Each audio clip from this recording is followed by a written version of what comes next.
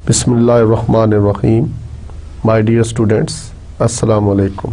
Dear students, हमने previous lecture के अंदर आपसे डिस्क्रीट डिस्ट्रीब्यूशंस और कंटिन्यूस डिस्ट्रीब्यूशन के बारे में बात की थी और आज के लेक्चर में हम स्टैटिस्टिकल इन्फ्रेंस के बारे में बात करेंगे। बिकॉज ये जितना कोर्स हमने इससे पहले ख़त्म किया that was a basic requirement for that particular topic, that is the statistical inference. तो स्टैटिस्टिकल इन्फ्रेंस तक आने के लिए हमें वो तमाम चीज़ों का कंसेप्ट आना ज़रूरी था, जिसमें हमने प्रोबेबिलिटी का कंसेप्ट आपको देना था, रैंडम वेरिएबल का कंसेप्ट था, फिर इसके बाद डिस्क्रीट प्रोबेबिलिटी डिस्ट्रीब्यूशंस का कंसेप्ट था, कंटिन्यूस प्रोबेबिलिटी डिस्ट्रीब्यूशन का कंसेप्ट था और कंटिन्यूस के अंदर नॉर्मल प्रोबेबिलिटी डिस्ट्रीब्यूशन का कंसेप्ट था। और ये सारी चीज़ें जो है नेक्स्ट आगे यूज़ होंगी। तो आज के लेक्चर में मैं पहले थोड़ा सा चाहूँगा कि कोर्स ओवरव्यू को अगर आप देखें तो कलेक्टिंग ऑफ डेटा के बाद एक्सप्लोरिंग ऑफ डेटा और इन्फ्रेंस, और साथ ये राइट साइड पे प्रोबेबिलिटी का टच नज़र आ रहा है आपको, ये यहाँ तक हम पढ़ चुके। और इस प्रोबेबिलिटी के अंदर हमने वो चीज़ें सारी पढ़ ली। कंडीशनल प्रोबेबिलिटी तो हर नहीं पढ़ी, कॉन्टीन्यूस प्रोबेबिलिटी डिस्ट्रीब्यूशन और डिस्क्रीट प्रोबेबिलिटी डिस्ट्रीब्यूशन।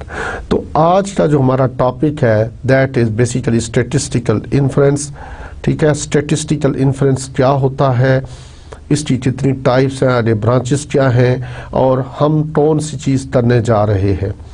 तो एक चीज़ तो अपने जहन में रखिए कि ये इस फ्लो चार्ट को अगर आप देखें तो इन्फ्रेंस से आगे आप अपने राइट साइड पे, इन्फ्रेंस के राइट साइड पे अगर आप देखें आई एन के राइट साइड पर, तो कंपेयरिंग द वेरिएबल्स की बात की है। अब हमारा जो नेक्स्ट काम होगा, we have to compare the variables, और कंपेयरिंग द वेरिएबल्स को आगे मजीद अगर आप इसका जो एरो मार्क देखें that is about means and variances. It means अब मीन्स और वेरिएंसेस की बात भी होगी।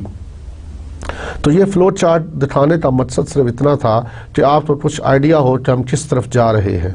ठीक है, अब आप नेक्स्ट स्लाइड देखें।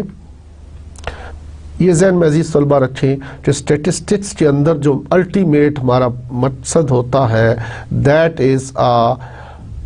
is about the statistical inference, because we have to say something about the population from the knowledge gained from the part of population which is called sample.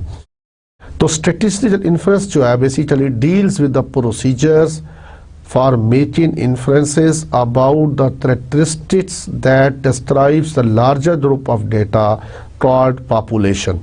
ठीक है, from the knowledge derive from the only a part of the data known as a sample.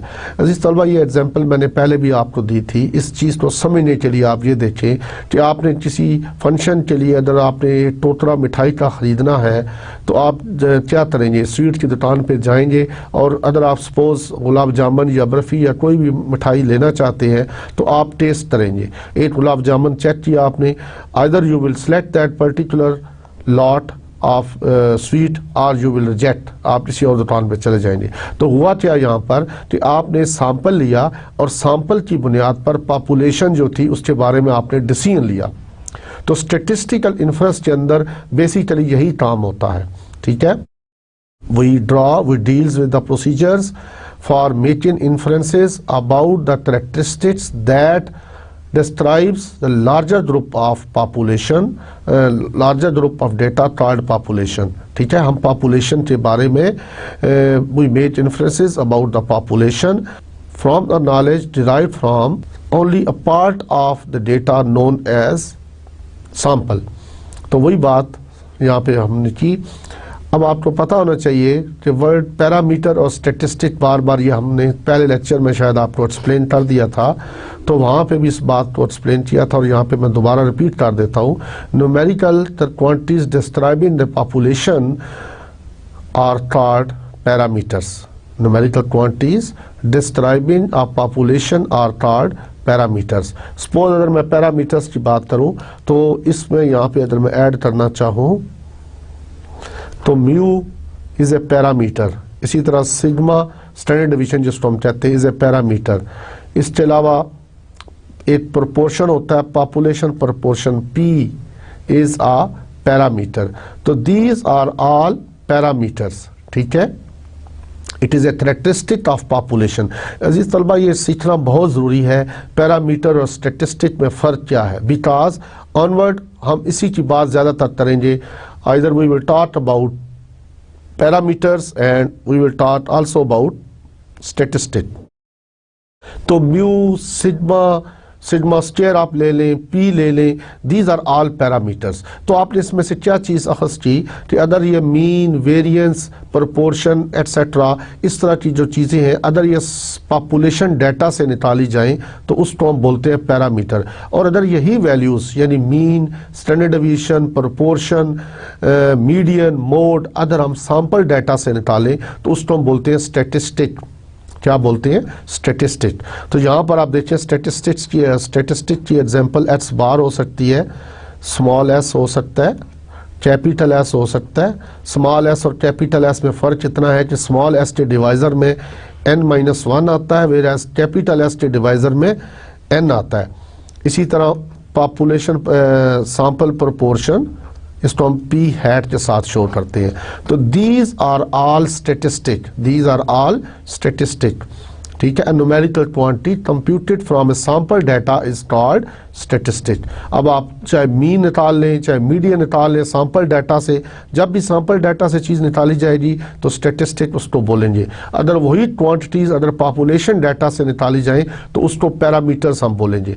तो अजीज तलबा statistical inference के अंदर हमने parameters की बात करनी है on the basis of information contain in statistic, ठीक है। ये चीज़ तो आपको क्लियर हो गई कि स्टैटिस्टिकल इन्फ्रेंस में हम पैरामीटर्स की बात करेंगे on the basis of information contain in the statistic. Statistic की बुनियाद पर पैरामीटर्स के बारे में जो हमारा सब्जेक्ट है बेसिकली कर देता है तो स्टैटिस्टिक्स है, उसके साथ एस लगा होता है।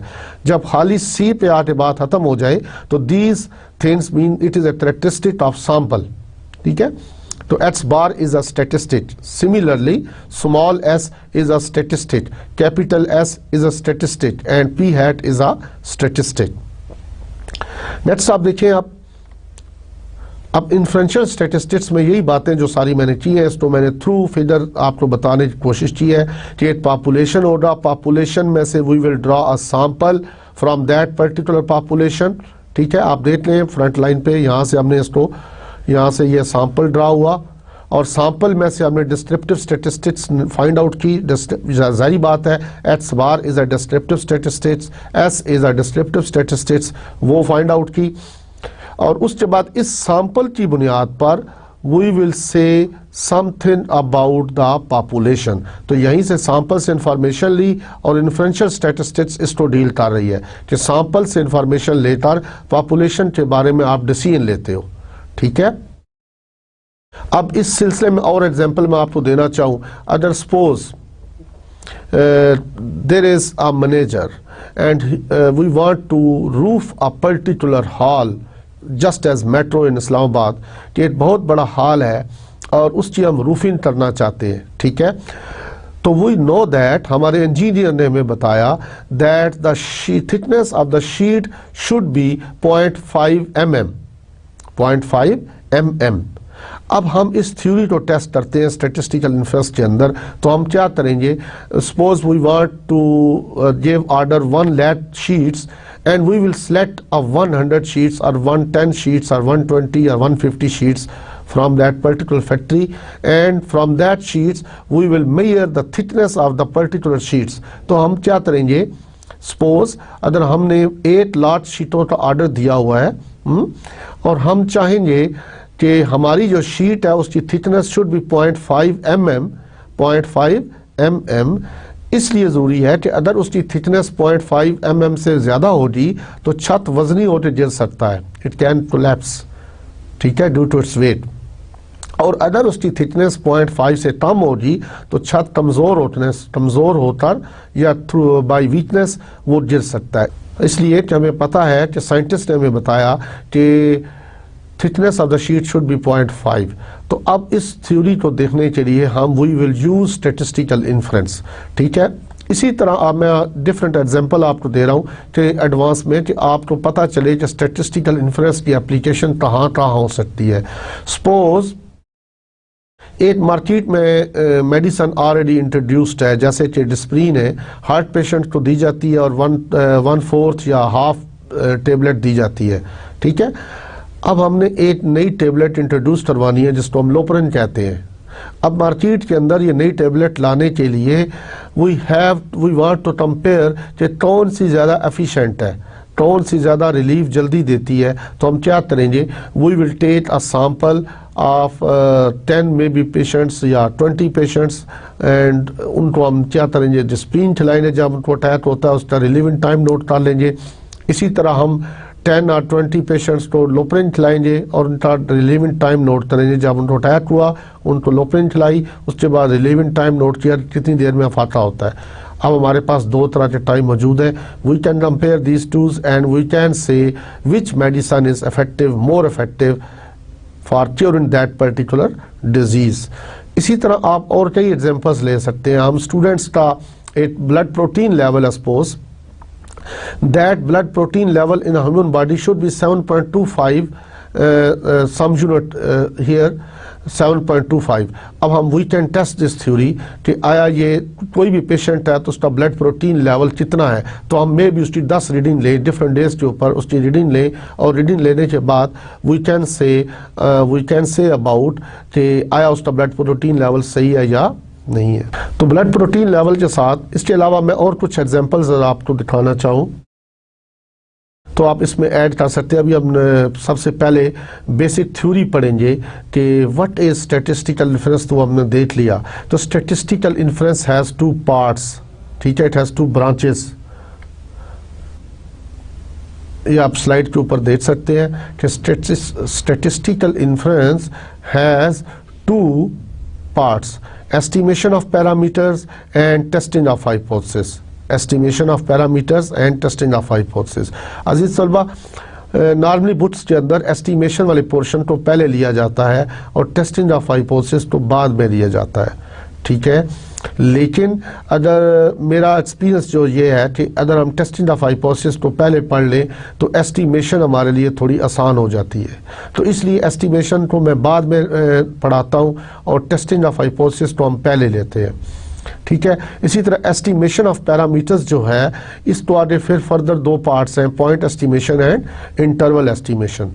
ठीक है, तो आज के जो हम लेक्चर के अंदर हाइपोथेसिस टेस्टिंग के बारे में बात करेंगे। तो स्टैटिस्टिकल इन्फ्रेंस के अंदर स्टैटिस्टिकल इन्फ्रेंस को हमने डिफाइन कर दिया, उसमें सैंपल पॉपुलेशन पैरामीटर स्टैटिस्टिक की बात की और उसके बाद हम हाइपोथेसिस टेस्टिंग की बात करेंगे। तो हाइपोथेसिस टेस्टिंग में सबसे पहला स्टेप क्या, व्हाट इज हाइपोथेसिस टेस्टिंग है क्या। तो इस इंट्रोडक्शन में आप देखिए, testing of hypothesis is a procedure which enables us to decide on the basis of information contained in a sample whether to accept or reject any statistical assertion or assumption, which is called statistical hypothesis। ठीक है, तो testing of hypothesis is a procedure which enables us to decide on the basis of information contained in sample whether to accept or reject any statistical hypothesis। तो statistical hypothesis क्या होता है? It is an assumption, it is an assertion, it is a claim about the parameters of the population। We accept the hypothesis as being true when it is supported by the sample data। ठीक है, तो hypothesis testing के अंदर हम sample data को के ऊपर base करते हुए हाइपोथेसिस को एक्सेप्ट करेंगे अगर वो इस चीज़ को सपोर्ट कर रहा हो, सैंपल डाटा इस चीज़ को सपोर्ट कर रहा हो। And we reject the hypothesis when the sample data fails to accept it. ठीक है, ये चीज़ आपको शायद इस वक्त क्लियर ना हो, लेकिन जब मैं न्यूमेरिकल्स या एप्लीकेशन की तरफ आऊँगा तो शायद उम्मीद है कि इंशाल्लाह आपको समझ आएगी। Examples of statistical hypothesis are, जैसे कि मैंने पहले बयान की, suppose the blood protein level of human body is 7.25, तो इसको हम स्टेटिस्टिकल हाइपोथेसिस कह सकते हैं। Suppose Loprin more effective than the Disprin, ये हमारा स्टेटिस्टिकल हाइपोथेसिस है। इसी तरह the average marks of school, average marks of, इसी तरह average marks of students, university going students in NTS marks is 50, तो ये हमारा स्टेटिस्टिकल हाइपोथेसिस है। तो इसी तरह हम कई हाइपोथेसिस स्टेटिस्टिकल हाइपोथेसिस बना सकते हैं। तो स्टेटिस्टिकल हाइपोथेसिस की भी आपको समझ आ गई। इसी तरह यहाँ पे मैंने 3-4 एग्जांपल्स और दी हुई हैं, इनको भी आप देख लीजिए। जैसा कि ए जज assumes that a person charge with crime is innocent and subject this assumption hypothesis to a verification of reviewing the evidence and hearing testimony before reaching to the verdict. Similarly, a pharmaceutical company claims about a medicine, ठीक है, जैसे मैंने भी explain किया, a company claims that average return across the investment is 20%. अब stock exchange company थी या investment company है, तो उसने क्या दावा किया है कि एवरेज रिटर्न्स जो है अक्रॉस ऑल इन्वेस्टमेंट कंपनी है, उसने दावा किया है 20% एंड सो ऑन। तो हम इस दावे को टेस्ट कर सकते हैं, ठीक है। टू टेस्ट सच क्लेम्स, ये यहाँ पे फिर मैंने एक्सप्लेन कर दिया, to test such claims sample data are collected and analysed, ठीक है। इस चीज़ को टेस्ट करने के लिए हम सैंपल डाटा लेंगे और एनालाइज करेंगे। On the basis of the sample findings the hypothesised value of the population parameter is either accepted or rejected. जैसा कि शुरू में एग्जांपल आपको दी थी कि आपने वो स्वीट ली, उसकी बेस पर आपने फैसला किया, either you will select that particular lot of sweet, total आप एक्सेप्ट करेंगे या आप उसको रिजेक्ट कर देंगे। तो अजीज़ तलबा, हाइपोथेसिस टेस्टिंग के ऊपर मैंने काफ़ी एलेबोरेटिव किस्म का इंट्रोडक्शन लिखा और उसको कोशिश की कि आप तक पहुँचे बात। उम्मीद है आपको इसमें कुछ चीज़ें समझ आ रही होंगी और कुछ जब जो हम न्यूमेरिकल सॉल्व करेंगे तो वहाँ पर आपको क्लियर होगा। अब नेक्स्ट स्लाइड में आप देखें, सम बेसिक कंसेप्ट्स हैं। जब भी हाइपोथेसिस टेस्टिंग हमने करना है तो we have to gain knowledge about these concepts. हमें इन कंसेप्ट्स का पहले क्लियर होना चाहिए, ठीक है। अब इनको आगे हम यूज़ करेंगे हाइपोथेसिस टेस्टिंग के अंदर। तो वो क्या चीज़ें हैं? सबसे पहले जो चीज़ है वो है null hypothesis and alternative hypothesis. तो नल और अल्टरनेटिव हाइपोथेसिस, इसमें देखिए क्या है, any hypothesis which is to be tested for the possible rejection under the assumption that it is true is called null hypothesis। अजीज तलबा, ये वो हाइपोथेसिस है जो हम कोई भी थ्योरी जब हमारे पास आती है तो हम इसको स्टेट करते हैं। जैसा कि मैंने अभी आपके सामने कहा कि अगर हम देखना चाहते हैं कि जी शीट की थिकनेस 0.5 mm है तो हमारा नल हाइपोथेसिस क्या होगा कि जी ऑन एवरेज शीट की थिकनेस 0.5 mm है, इज 0.5 mm।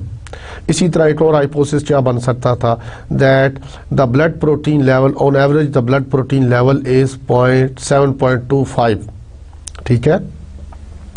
इसी तरह हम एक और हाइपोथेसिस क्या बना सकते थे, ये सारे मैंने नल हाइपोथेसिस बनाए हैं, ठीक है। नल हाइपोथेसिस की डेफिनेशन क्या है, a hypothesis which is to be tested for the possible rejection is called null hypothesis. A hypothesis which is to be tested for the possible rejection is called null hypothesis. तो इसके अलावा जो हमने कहा था कि द इफेक्टिवनेस ऑफ मेडिसिन है, तो हमने कहा कि जी Loprin is more effective than Disprin, तो ये हमारा नल हाइपोथेसिस बन जाएगा। अच्छा, एक चीज़ और ध्यान में रखिए कि नल हाइपोथेसिस को हम कैपिटल H0 से डिनोट करते हैं। It is noted by capital H0। A null hypothesis should always be precise such as the given coin is unbiased. अब ये एक हाइपोथेसिस बन सकता है, और drug is effective in curing a particular disease, ठीक है। Difference between the two teaching method is 0, तो et cetera. These are the few examples of null hypothesis. तो नल हाइपोथेसिस हम सबसे पहले स्टेप में स्टेट करते हैं। तो हाइपोथेसिस टेस्टिंग जब भी करने जाएंगे we have to state the null hypothesis.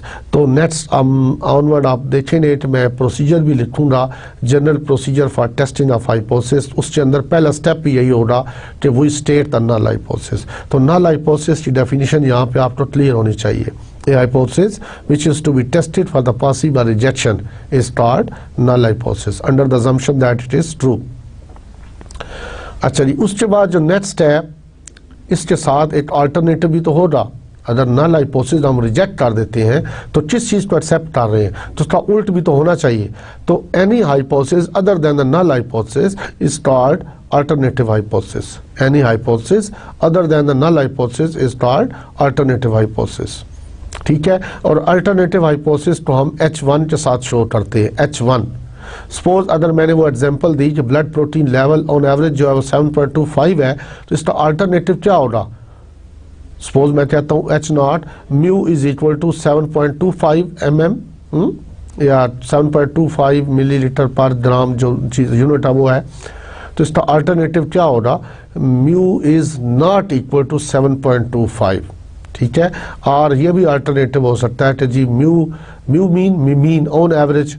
ठीक है, तो जहन में रखें कि हाइपोथेसिस के अंदर या नल हाइपोथेसिस के अंदर हमेशा पैरामीटर्स आएंगे। ये देखना, ये सुनना, ये आपको याद रखना या इसको आपने तवज्जो से काम करना ज़रूरी है। इसलिए कि मेरा एक्सपीरियंस ये है कि स्टूडेंट को यही नहीं पता चलता कि हाइपोथेसिस हम किस चीज़ का टेस्ट करें, वो यहाँ पर स्टेटिस्टिक को ले आते हैं। सपोज लिख देते हैं जी H bar is equal to 7.25। भाई ये तो हमने पैरामीटर्स की टेस्टिंग करनी है, तो पैरामीटर्स को ही यहाँ पे होना चाहिए। हाइपोथेसिस के अंदर हमेशा क्या होना चाहिए? पैरामीटर्स होने चाहिए। ठीक है जी, नेक्स्ट डेफिनेशन जो आ रही है वो है टेस्ट स्टैटिस्टिक। ठीक है, तो टेस्ट स्टैटिस्टिक क्या है? A sample statistic which provides a basis for testing a null hypothesis. ये वो फार्मूला है जो हम यूज करते हैं हाइपोथेसिस को, नल हाइपोथेसिस को टेस्ट करने के लिए। ठीक है, we have certain formulas which we use for testing the null hypothesis. तो बेसिकली टेस्ट स्टैटिस्टिक क्या है? ये वो फार्मूला है which we use for testing the null hypothesis. Every test statistic has a probability distribution और sampling distribution. तो जो भी टेस्ट स्टैटिस्टिक है उसकी एक सैम्पलिंग डिस्ट्रीब्यूशन होती है, which gives the probability of obtaining a specified value of the test statistics when the null hypothesis is true, which gives the test statistics has a probability distribution which gives the probability of obtaining a specified value of the test statistic when the null hypothesis is true. It is important to remember that a test statistic does not prove the hypothesis to be correct, but it furnishes an evidence against the hypothesis. ये चीज़ हमें पता होना चाहिए कि test statistic जो है वो खुद फैसला नहीं करती कि हाइपोथेसिस को रिजेक्ट करो या एक्सेप्ट करो, बट वो हमें एक एविडेंस प्रोवाइड करती है। ठीक है, शहादत देती है, इसको हमारे यूज़ करते हैं। तो इस तलबा ये चीज़ें शायद अभी तक आपको क्लियर ना हो, लेकिन जब नेक्स्ट हम प्रोसीजर करके उसके बाद न्यूमेरिकल्स की तरफ आएंगे और पहला टेस्ट जब स्टार्ट करेंगे तो ये चीज़ें वहाँ पर ज़्यादा क्लियर होंगी। ठीक है, और most commonly use test statistics are normal, t, chi square and F. तो यही हमारे कोर्स में जो हमने पढ़नी है कि सैम्पलिंग डिस्ट्रीब्यूशन जो कॉमनली यूज होती है वो कौन कौन सी हैं। सैम्पलिंग नॉर्मल डिस्ट्रीब्यूशन है, ट्वाइस स्क्वायर डिस्ट्रीब्यूशन है, टी डिस्ट्रीब्यूशन है और एफ डिस्ट्रीब्यूशन है। तो नेक्स्ट अब देखिए कौन सा कंसेप्ट है जी, ये है जी acceptance and rejection region. Acceptance and rejection region, तो इसका ये है all possible values which a test statistics may assume can be divided into two mutually exclusive groups. A test statistic की तमाम वैल्यूज जो पॉसिबल ले सकता है इसको हम दो ग्रुप्स के अंदर चेंज करते हैं। ठीक है, one group consisting of values which appear to be consistent with the null hypothesis and the other having values which are unlikely to occur if H naught is true. ठीक है, तो इस चीज़ को एक्सप्लेन करने के लिए मैं एक्सेप्टेंस और रिजेक्शन रीजन को यहाँ पे बनाता हूँ आपके सामने। चूंकि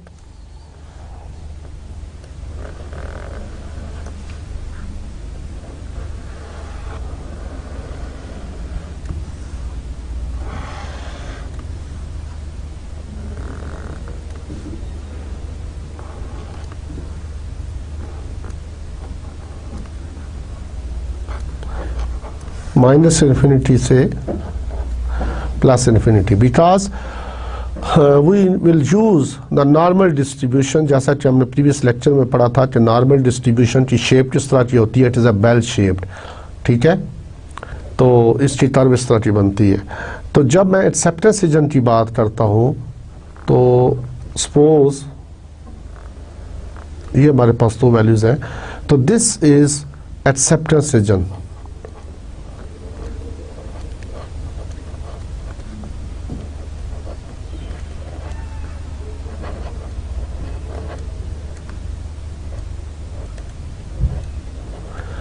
ठीक है। इसको नॉर्मली 1 माइनस अल्फा भी लिखते हैं।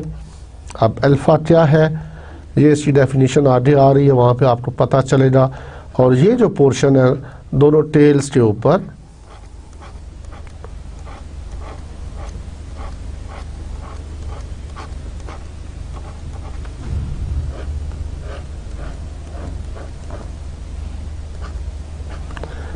इसको हम बोलते हैं रिजेक्शन रीजन।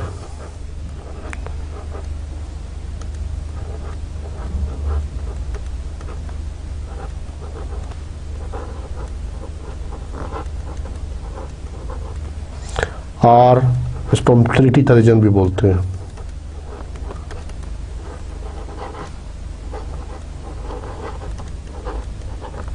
ठीक है, इसी तरह ये क्या है, रिजेक्शन रीजन है। आर इसको लिख रहा हूँ और सी आर इसको, यहाँ पे सेंटर में म्यू होता है, यू नो दैट कि सेंटर से फासला दोनों तरफ बराबर होता है, और माइनस इनफिनिटी से प्लस इन्फिनिटी। और ये एसिम्प्टोटिक कर्व होती है कि लगता है कि इसको टच करेगी लेकिन उसके साथ साथ चलती है। जैसे रेल की दो पटरियाँ हो ना, आप उनके ऊपर खड़े हो जाएं तो लगता है कि रेल की दो पटरियाँ जो कहीं जाके मिल रही हैं, हालांकि वो कभी नहीं मिलती। तो ऐसे ही इसके साथ मामला है। तो एक्सेप्टेंस रीजन आपको आइडिया हुआ, और रिजेक्शन रीजन। अब आप डेफिनेशन को दोबारा देखें तो क्या कहता है, all possible values which a test statistic में assume can be divided into two mutually exclusive groups. अब म्यूचुअली एक्सक्लूसिव आप समझते हैं कि वो ग्रुप्स जिनमें कोई चीज़ कॉमन ना हो, ठीक है। तो टेस्ट स्टैटिस्टिक की तमाम वैल्यूज जो हैं वो दो म्यूचुअली एक्सक्लूसिव ग्रुप्स में चेंज की जाती हैं।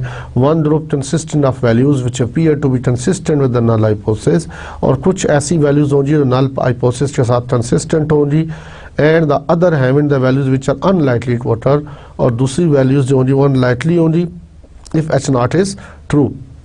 अब आप अजीज तलबा इसकी भी समझ आपको जब एप्लीकेशन पे आएंगे तो मजीद पिक्चर्स के सामने आएगी।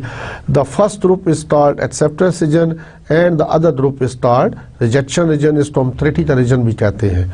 The values that separates the critical region from acceptance region are called critical values. तो ये जो पॉइंट है जो एक्सेप्टेंस और रिजेक्शन को सेपरेट करता है, ये वाला पोर्शन, ठीक है। तो यहाँ पर ज़ाहिर बात है कुछ वैल्यूज आएंगी ना, दो वैल्यूज होनी चाहिए जो इस पॉइंट्स को शो करे, एक वाला ये वाला पॉइंट, तो इनको बोलते हैं क्रिटिकल वैल्यूज।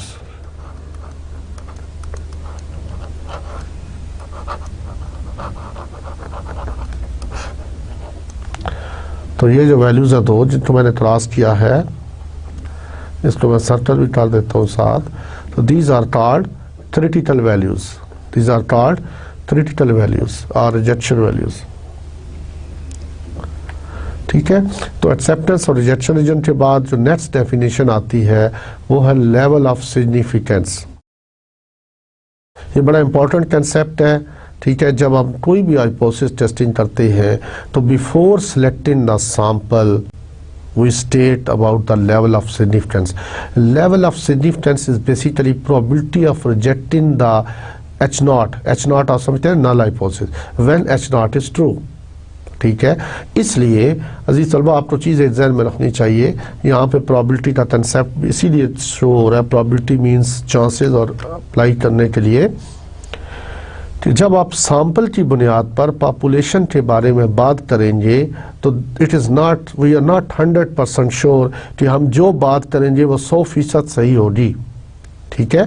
देखिए एक पॉपुलेशन अगर 1 लाख की और 100 का या 50 का हम सैंपल लेकर 1 लाख की पॉपुलेशन के बारे में कोई डिसीजन ले रहे हैं तो ज़रूरी नहीं है कि वो 100% डिसीजन सही हो, ठीक है। There is some chances of error गलती का इम्तहान भी वहाँ पर मौजूद है।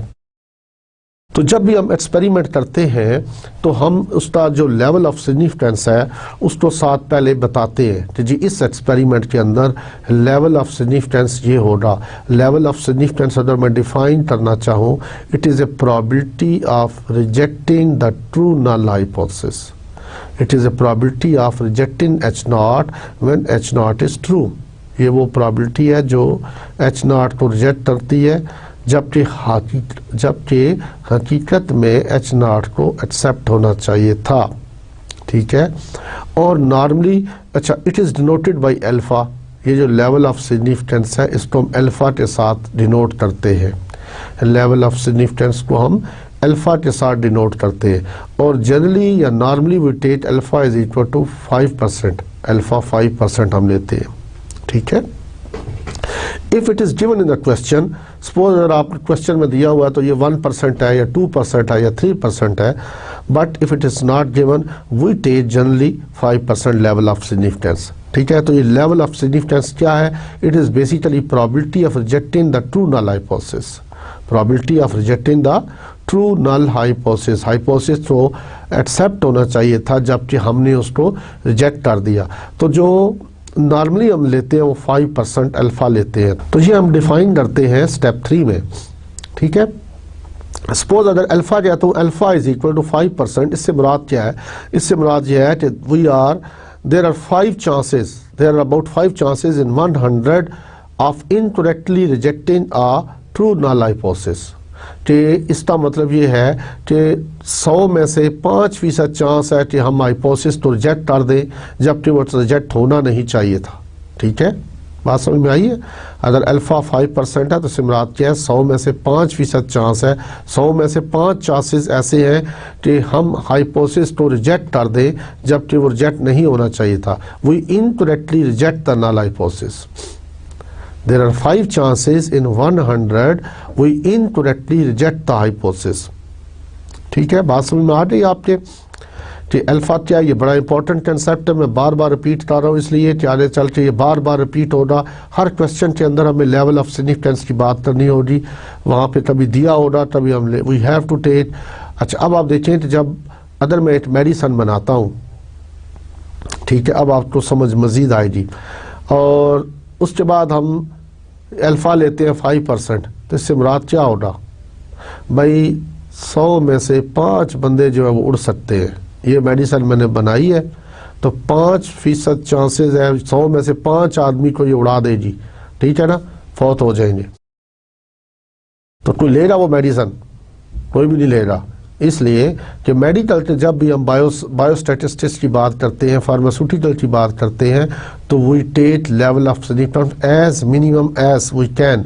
तो हम इसके लिए लेंगे, अल्फ़ा के लेंगे 1% क्या बल्कि 0.1% लेंगे, 0.1% या 0.001%।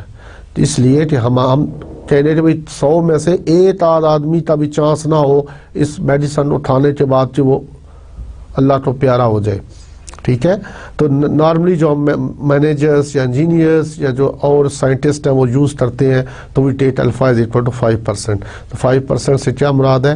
There are 5 chances in 100 of incorrectly rejecting the null hypothesis. कि हाइपोथेसिस को हम इनकरेक्टली रिजेक्ट कर दें। ठीक है। और in other words we can say that we are 95% sure, confident in making the correct decision. जब हम 5% लेवल ऑफ सिग्निफिकेंस की बात करते हैं, इससे मुराद यह है कि वी आर 95%, 5% है और इसका अपोजिट क्या हुआ? 95% वी आर श्योर कि हमने जो डिसीजन लिया है वो सही लिया है। जो हाइपोथेसिस हमने किया है, काम कर रहे हैं नेट्स, वो सही है, हमारा डिसीजन सही है।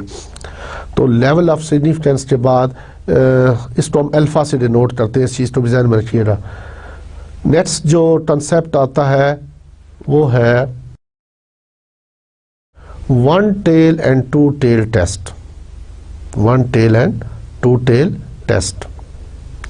तो 1 tail a test for which the entire rejection region is located on one of the 2 side tails। ठीक है। जब रिजेक्शन रीजन जो है किसी एक टेल पर चला जाए, either the left tail or the right tail of the sampling distribution of the test statistic is called 1 tail test। if the rejection region is divided equally between the two tails of the sampling distribution of the test statistic, the test is referred to as two-tail test.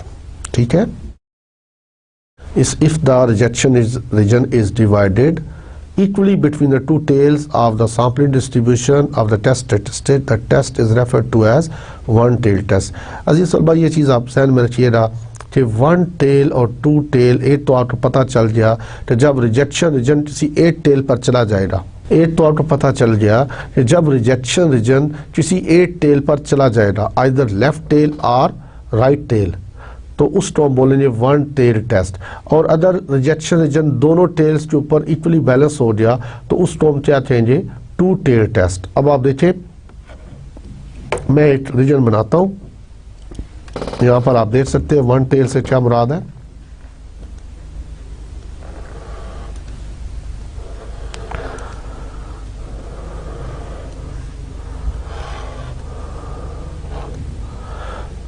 तो ये left tell है, यानी alpha जो है ये सारे का सारा इस साइड इस टेल पर है, that is minus infinity two plus infinity. इसको हम बोलेंगे वन टेल टेस्ट।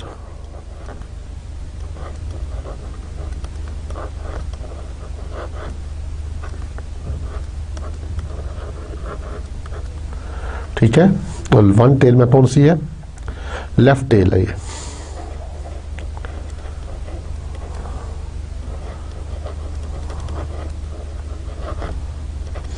इसी तरह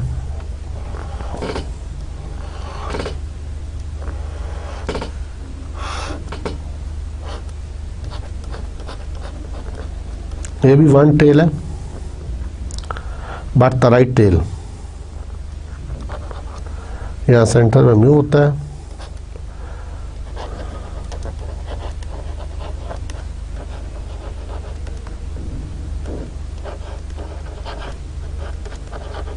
जी, इसमें अल्टरनेटिव हाइपोथेसिस क्या होगा, mu is less than some particular value, suppose 7.25 जैसे था हमारे पास ब्लड प्रोटीन लेवल, तो यहाँ पे 7.25 आ जाएगा, तो म्यू इज लेस देन, तो म्यू नॉट जनरल वैल्यू है जो हम हाइपोथेसिस टेस्टिंग में यूज करते हैं। और इसमें क्या होगा alternative, mu is greater than mu naught. ठीक है, इससे चीज़ आपने नोट क्या किया कि वन टेल और टू टेल टेस्ट का पता चलता है अल्टरनेटिव हाइपोथेसिस को देखकर। वन टेल और टू टेल टेस्ट कहाँ से पता चलता है, वन टेल है या टू टेल है, अल्टरनेटिव हाइपोथेसिस को देखकर। अब ये टू टेल है,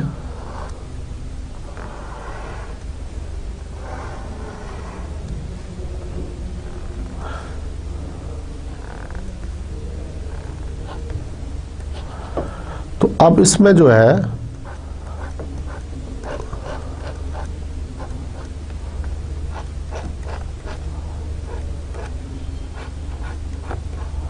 ये जो रीजन है यहाँ पर बेसिकली ये जो प्रोबेबिलिटी होती है, आपको पता है अजीज तलबा के total probability under the normal curve is 1, और ये जो पोर्शन होता है इसको हम बोलते हैं अल्फा।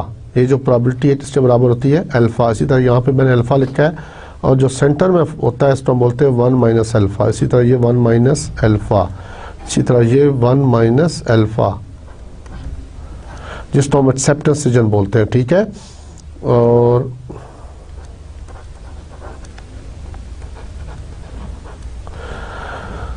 तो 1 माइनस अल्फा आपको पता चल जाए यहाँ पर अल्फा बाई 2। अब जाहिर बात है अल्फा डिवाइड हो चुका है, तो अल्फा बाई 2 इस तरफ है।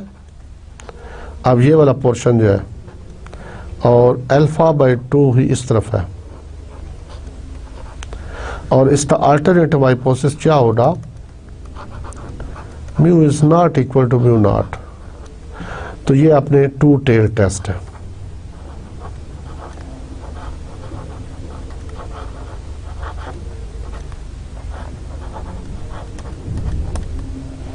ठीक है, तो इससे आपने क्या चीज़ नोट की, आपने ये नोट किया कि वन टेल और टू टेल का फैसला होता है अल्टरनेटिव हाइपोथेसिस को देखकर। अगर आपका अल्टरनेटिव हाइपोथेसिस लेस है तो लेफ्ट टेल होगी, अगर वो ग्रेटर है तो राइट टेल होगी, अगर वो नॉट इक्वल है तो टू टेल होगा। इसी तरह लेफ्ट पर है तो अल्फा सारा लेफ्ट पे चला गया, अगर राइट टेल है तो अल्फा राइट पे चला गया, और अगर टू टेल है तो अल्फा बाई टू इधर और अल्फा बाई टू हाफ हो जाता है ना, अल्फा बाई टू इस तरफ लेफ्ट टेल पर और alpha by two right tail पर। और ये हमारा एक्सेप्टेंस रीजन आ गया, एक्सेप्टेंस रीजन। और इसी तरह ये एक्सेप्टेंस रीजन है, this is also acceptance region, और ये क्रिटिकल रीजन आ रहा है नेक्स्ट। ठीक है, तो ये वन टेल और टू टेल का कंसेप्ट भी आपको आ गया। ये बड़ा इंपॉर्टेंट है कि जब भी आप क्वेश्चन सॉल्व करोगे तो आपको वन टेल और टू टेल का पता होना चाहिए। सपोज अगर टेल बनती है वन और आपने टू टेल बना दिया तो सारा क्वेश्चन हल्त हो जाएगा, ऑनवर्ड जितना भी आप काम करेंगे वो सारा मिस्टेक होगी। इसलिए वन टेल और टू टेल का फैसला कहाँ से होगा, क्वेश्चन की स्टेटमेंट पढ़ने के बाद आपको पता चलेगा ये वन टेल टेस्ट है या टू टेल टेस्ट है। तो अगर आपने स्टेटमेंट पढ़ी, अगर उसमें वर्ड यूज किया गया मोर देन, लेस देन, डिफरेंट, ठीक है, इम्प्रूवमेंट, डिक्रीज, इंक्रीज, अगर ये वर्ड यूज किए जा रहे हैं, ठीक है, more than, less than, improvement, is there an improvement, is there an decrease, is there an increase, इस तरह के वर्ड जब स्टेटमेंट में यूज किए जाएं, इससे मुराद नजर आ रहा है कि वन टेल है। और अगर आपको कहा जाए test the significance difference between the two medicines या एटसेट्रा, आप इसमें कह लें is there any significant difference between these two values, तो यहाँ पर टू टेल टेस्ट होगा। ठीक है, तो ये क्वेश्चन की स्टेटमेंट पढ़ने के बाद आपको पता चलेगा कि ये वन टेल है या टू टेल है। फिर जब वन टेल आपने फैसला करना है तो उसको अल्टरनेटिव हाइपोथेसिस में लेके जाना है। तो इक्वलिटी साइन अजीज तलबा हमेशा एच नॉट में आएगा। उसकी वजह क्या है वो आगे चल के आपको समझ आएगी जब हम क्वेश्चन सॉल्व करेंगे, जब मैं जनरल प्रोसीजर लिखूंगा तो। ठीक है, तो equality sign always in the null hypothesis, ये ज़हन में रखिएगा। इक्वल साइन हमेशा नल हाइपोथेसिस में ही आएगा, अल्टरनेटिव हाइपोथेसिस में इक्वलिटी साइन नहीं आ सकता। इस चीज को ज़हन नशीन कर लें। तो वन टेल और टू टेल टेस्ट के बाद अब जो नेक्स्ट कंसेप्ट है, ये डेफिनेशंस है, ये बहुत इंपॉर्टेंट है, इनको आप अज़बर कर लीजिए, याद कर लीजिए, और इसके अलावा इसकी एप्लीकेशन भी हम करेंगे आगे। तो अभी यहाँ पर सिर्फ मैं इसको डिफाइन कर रहा हूँ कि there are in testing of hypothesis two types of error are committed. In testing of hypothesis, two types of error are committed। जारी बात है, हमको फरिश्ते तो है नहीं कि छोटी सी सैंपल की इंफॉर्मेशन लें और इतनी बड़ी पॉपुलेशन के बारे में डिसीजन ले लें और उसमें गलती ना हो।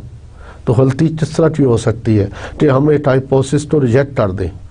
ठीक है, हम एक हाइपोथेसिस को रिजेक्ट कर दें जबकि वो एक्सेप्ट होना चाहिए था। एक तो ये गलती हो सकती है, और दूसरी गलती क्या हो सकती है, दूसरी गलती ये हो सकती है कि हम एक हाइपोथेसिस को एक्सेप्ट कर लें जबकि उसको रिजेक्ट होना चाहिए था। ठीक है, यानी जैसे हम अफरीदी को सिलेक्ट कर लेते हैं हर टीम के अंदर, अफरीदी को हर टीम के अंदर सिलेक्ट कर लेते हैं जबकि उसको रिजेक्ट होना चाहिए था, और एक डिजर्विंग प्लेयर है उसको हम रिस्टार्ट कर देते हैं, छोड़ देते हैं, नहीं लेते स्क्वाड के अंदर, जबकि वो क्या होना चाहिए था, एक्सेप्ट होना चाहिए था। तो when we reject a hypothesis, when we reject a true null hypothesis, it is called type 1 error। तो type 1 error क्या है? When we perform a hypothesis test, we derive the evidence from the sample in the form of the test statistic। तो there is a possibility that the sample evidence may lead us to make a wrong decision। We may reject a null hypothesis when it is actually true। ठीक है, or we may accept a null hypothesis when it is actually false। समझ आ गया? The former type is called type 1 error and the later type 2 error। तो type 1 error क्या है? When we reject the null hypothesis when it is actually true। We reject a null hypothesis when actually it was true, or we accept a null hypothesis when it was wrong। जी, type 1 error और type 2 error आपने definitions पढ़ ली और example भी दे दी आपको कि players के हवाले से कि टाइप 1 एरर तब कमिट होता है, टाइप 1 एरर तब जो है वो कमिट होता है और टाइप 2 एरर तब कमिट होता है। ठीक है जी अजीज़ तलबा, अब हम एप्लीकेशन वाली साइट पर जा रहे हैं और एप्लीकेशन के लिए हमारे पास we have to write general steps, general procedure for hypothesis testing. तो जब भी आप हाइपोथेसिस टेस्ट करोगे तो you should have a procedure. तो सबसे पहला स्टेप क्या है, वी स्टेट आवर हाइपोथेसिस। तो steps involve general procedure for testing of hypothesis. पहला स्टेप क्या है,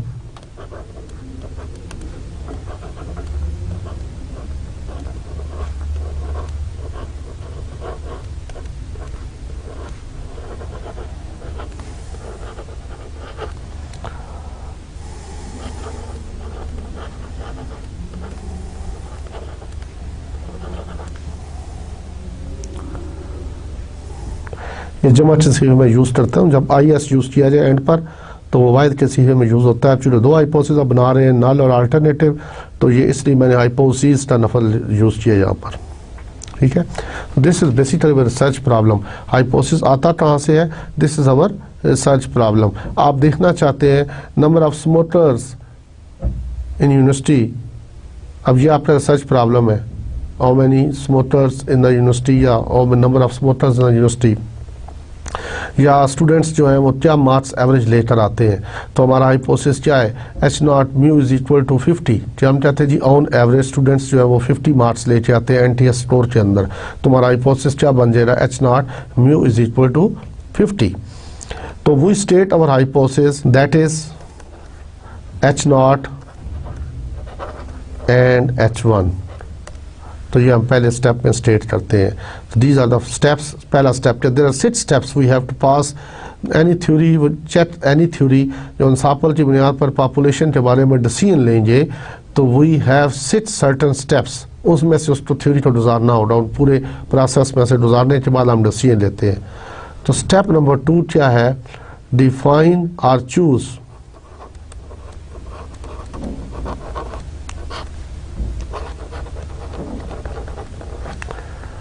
level of significance।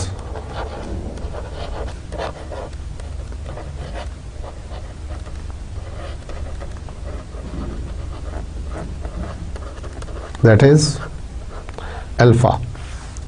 अब मैंने वर्ड यहाँ पे डिफाइन और ओब्लिक करके चूज लिख दिया कि अदर डिफाइंड होना चाहिए था, DEFINED।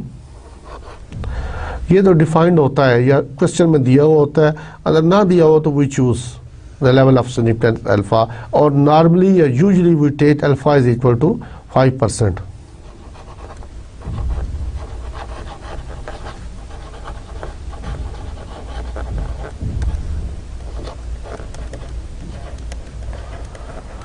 .05। तो स्टेप नंबर 3 क्या है, the test statistic to be used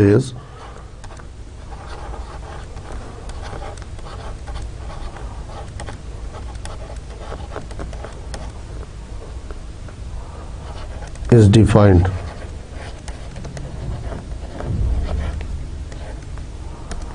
step number 3 में क्या है, the test statistic is defined. तो अजीज तलबा, कौन सी टेस्ट स्टेटिस्टिक कब लगानी है? तो एक चीज़ आप ज़हन में रखिएगा कि हमारे इस कोर्स के अंदर हमने प्रीवियस स्लाइड में भी आपको दिखाया कि we will use normal distribution, we use T distribution, F distribution and try state distribution. तो जब भी आप मीन्स की वेरिएंसेस की टेस्टिंग कर रहे हैं तो या वो नॉर्मल डिस्ट्रीब्यूशन यूज़ होगी, T डिस्ट्रीब्यूशन यूज़ होगी या F डिस्ट्रीब्यूशन यूज़ होगी। जब वेरिएंसेस की टेस्टिंग करेंगे तो वहाँ पर F डिस्ट्रीब्यूशन यूज़ होगी। ठीक है, जब वेरिएंसेस की टेस्टिंग करेंगे तो वहाँ पर F डिस्ट्रीब्यूशन यूज़ होगी। तो ये टेस्ट स्टेटिस्टिक्स कौन सी यूज़ होगी, इसके लिए आपको मेहनत करनी पड़ेगी, आपको क्वेश्चन में पढ़ना पड़ेगा। पढ़ने के बाद आपका विद योर एक्सपीरियंस जितनी आप प्रैक्टिस करोगे उसके बाद ही आपको पता चलेगा कि इस क्वेश्चन में, क्योंकि जब ये जितने भी क्वेश्चन या जितने हम चैप्टर्स ऑनवर्ड पढ़ेंगे तो वो ऑलमोस्ट इनकी थ्योरी जो है वापस में मिलती जुलती होंगी, बट माइनर चेंज के साथ पूरी टेस्ट स्टेटिस्टिक बदल जाएगी। टेस्ट स्टेटिस्टिक कौन सी लगानी है, with your experience you can get about this. तो स्टेप नंबर 4 में कंप्यूटेशन है।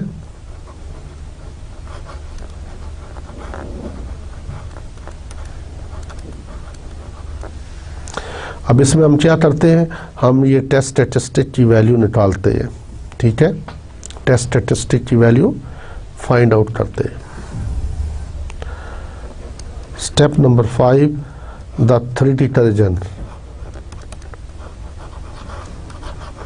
या रिजेक्शन रीजन भी इसमें बोलते हैं, इज डिफाइंड।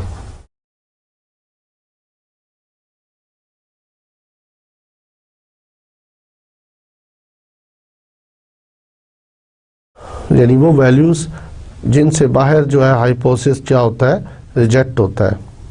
और स्टेप नंबर 6 है conclusion.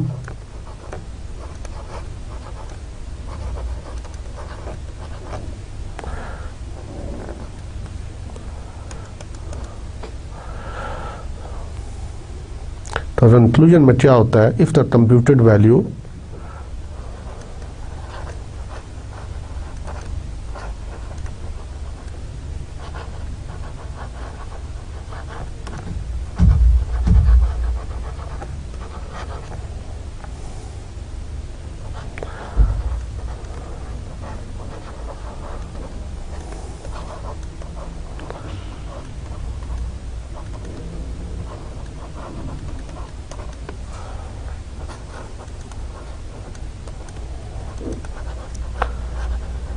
lies in the acceptance region,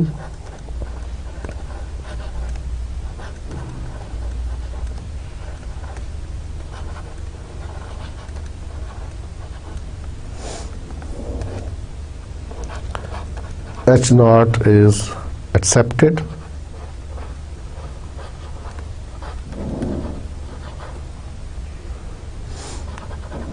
and otherwise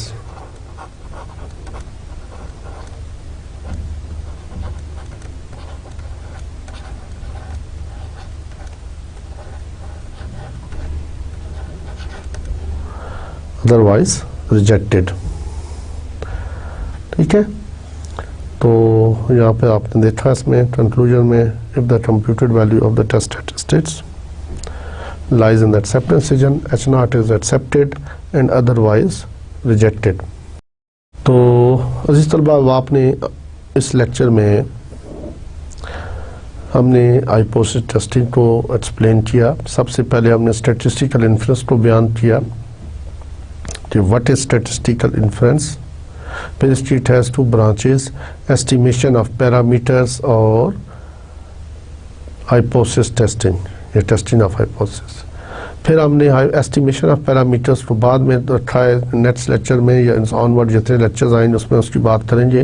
पहले हम टेस्टिंग ऑफ हाइपोथेसिस की बात करेंगे। ठीक है, तो हाइपोथेसिस टेस्टिंग के अंदर जो था उसकी डेफिनेशन थी कि what we do in this, it is a procedure which enables us to decide on the basis of information contained in a sample whether to accept or reject any statistical statement which is called statistical hypothesis। ठीक है, तो statistical hypothesis को हम accept करते हैं या reject करते हैं on the basis of information contained in sample।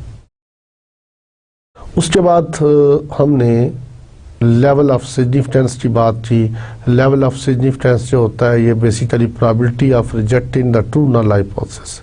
It is the probability of rejecting the true null hypothesis. कि हाइपोथेसिस को एक्सेप्ट होना चाहिए था और हम उसको रिजेक्ट कर रहे हैं, तो गलती है, ये इम्कान है। ठीक है, तो नॉर्मली जो हम अल्फा लेते हैं दैट इज़ 5%, और 5% से क्या मुराद है, there are 5 chances in 100 of making incorrect decision about the null hypothesis. तो इसके बाद हमने लेवल ऑफ सिग्निफिकेंस की बात की। तो लेवल ऑफ सिग्निफिकेंस के बाद टेस्ट स्टैटिस्टिक की बात है। तो टेस्ट स्टैटिस्टिक क्या है? बेसिकली वो formula which we use for testing the hypothesis. तो कोई तो फार्मूला होना चाहिए ना जिसमें कुछ वैल्यूज पुट होंगी और उसकी बेस पर हम फैसला करेंगे, ठीक है। तो स्टेप नंबर 4 में हम ये करते हैं कि उसके बाद हमें टेस्ट स्टैटिस्टिक को पढ़ा। टेस्ट स्टैटिस्टिक के बाद हमने टाइप 1 एरर और टाइप 2 एरर पढ़े और रिजेक्शन और एक्सेप्टेंस रीजन पढ़ा। और टाइप 1 एरर क्या है? It is the probability of rejecting the hypothesis when it is true. Basically level of significance और probability of committing type 1 error are same, ठीक है। ये चीज़ें में रखिए। Probability of committing type 1 error, level of significance अगर देखें तो अल्फा जो है basically probability of committing type 1 error है।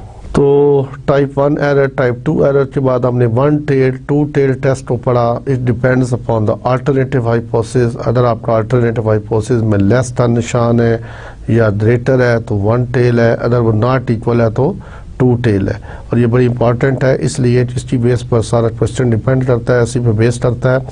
अच्छा, अब आप देखें जो थ्रेड का रीजन बनता है ना स्टेप नंबर 5 के अंदर, वो भी डिपेंड करता है आपके अल्टरनेटिव हाइपोथेसिस के ऊपर।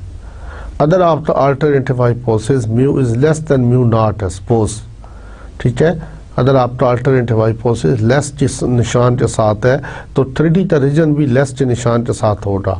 और अगर आपका अल्टरनेटिव हाइपोथेसिस ग्रेटर के साइन के साथ है तो 3D का रीजन भी ग्रेटर साइन के साथ होगा। और अगर अल्टरनेटिव हाइपोथेसिस नॉट इक्वल है तो 3D का रीजन के अंदर भी आपके 2 पोर्शन बनेंगे, 2 points you have to show. तो यहाँ पे हमने आपको वो भी बताया था रीजन में। उसके बाद जो हमें चीज़ नेक्स्ट थी दैट वाज कंक्लूजन, ठीक है। कंक्लूजन में क्या है? If the computed value of the test statistics falls in the acceptance region we accept H naught, otherwise we reject H naught, ठीक है। अगर आपकी कंप्यूटेड वैल्यू जो है वो एक्सेप्टेंस रीजन में आ जाए तो हाइपोथेसिस एक्सेप्ट हो जाता है। अगर वो रिजेक्शन रीजन में चली जाए तो हाइपोथेसिस रिजेक्ट हो जाता है। और उसके बाद हम कंक्लूड कर लेते हैं कि हमें डिसीजन जो लेना है वो यहाँ पे ले लेते हैं। सपोज अगर ब्लड प्रोटीन लेवल हम टेस्ट कर रहे हैं, mu is equal to 7.25, H naught हमारा ये है और H1 क्या है? Mu is not equal to 7.25 और हमने पेशेंट्स की 10 रीडिंग ली, उसके बाद हमने डिसीजन लिया।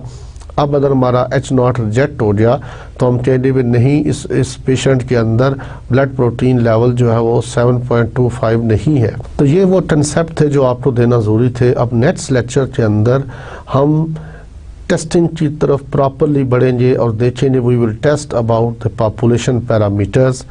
म्यू हम मीन्स की टेस्टिंग करेंगे, जहाँ पर मीन्स की टेस्टिंग होगी तो वहाँ वो सारे क्वेश्चन जिनका ताल्लुक मीन्स के साथ है और सिंगल पॉपुलेशन और सिंगल सैंपल की बात करेंगे, ठीक है।